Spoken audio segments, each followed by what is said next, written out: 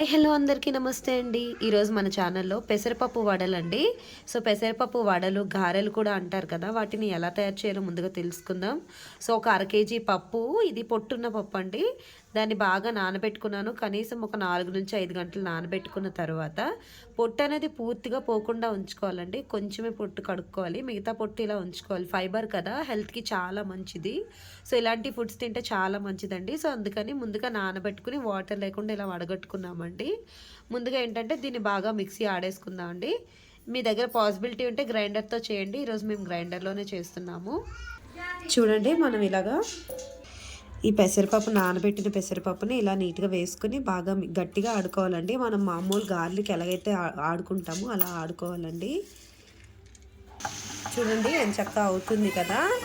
దీన్ని ఒక అరగంట అయితే 10 నిమిషాలు అయితే వదిలేద్దామండి. ఒక 10 నిమిషాల్లో అయిపోతుంది. మధ్య మధ్యలో చెక్ చేసుకుంటూ ఉండాలి. చూడండి, మనకి నీట్‌గా అయితే రుబ్బు అయిపోయింది. ఇలా గట్టిగా ఉండాలండి. అలా అయితేనే మనకి గారెలు అనేవి నీట్‌గా వస్తాయి. చూడండి, ఇప్పుడు ఇలా గారెలు తీసేసుకుంటాం పిండి అయితే.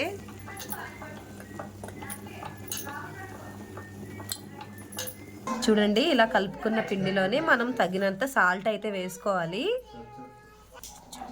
చూడండి, నేనైతే ఒక 2 స్పూన్లు అయితే వేసుకుని ఇలా కలుపుకుంటున్నాము. చూడండి, చూసారు కదా మనకి బ్యాటర్ కన్సిస్టెన్సీ ఎలా ఉందో. ఇలా ఉంటేనే మనకి వడలవి వేసుకోవడానికి అవుతుంది.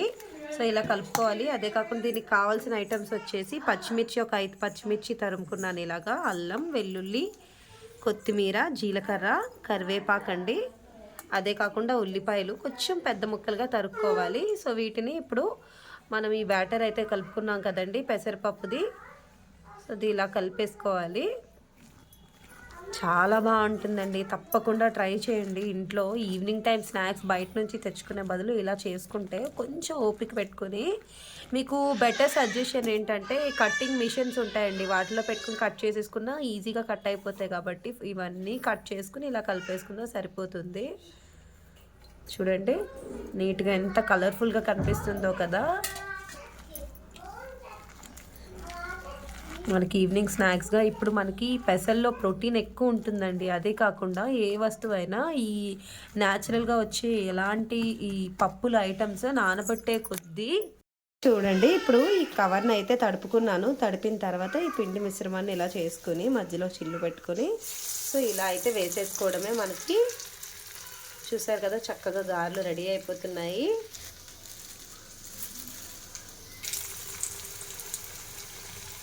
వీటిని సిమ్లో పెట్టుకుని చేసుకోవాలండి, మరీ హైలో పెట్టుకోవద్దు. అలాగని టూ లో కాదండి, మీడియం ఫ్లేమ్లో పెట్టుకుని చేసుకోవాలి వీటిని.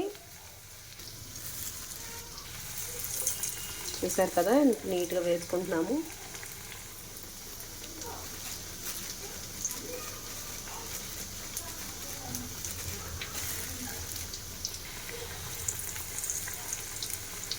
చూడండి, మనకి గారెలు అయితే ఒక్కొక్కటి రెడీ అవుతుంది. ముందుగా వేసింది ఫస్ట్ గారె వేసుకున్నాం కదండి, అదైతే రెడీ అయిపోయింది. దీన్ని ఇలాంటి కన్నాలు గరిటె ఉంటుంది కదా, దాంతో నీట్గా తీసుకోవాలండి.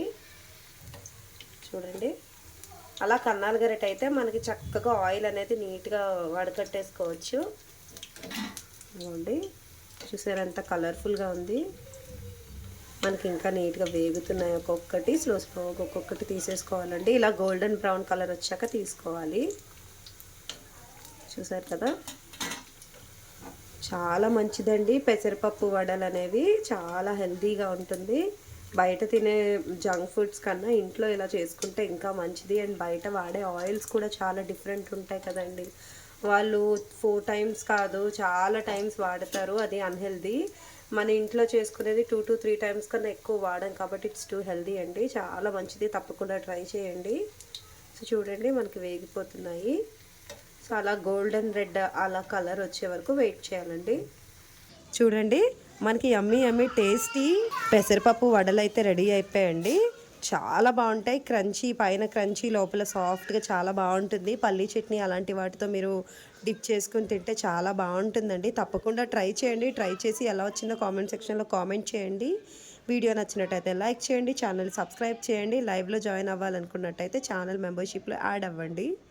Thanks for watching the video. మళ్ళీ ఇంకొక మంచి వీడియోతో మీ ముందుకు వస్తాను.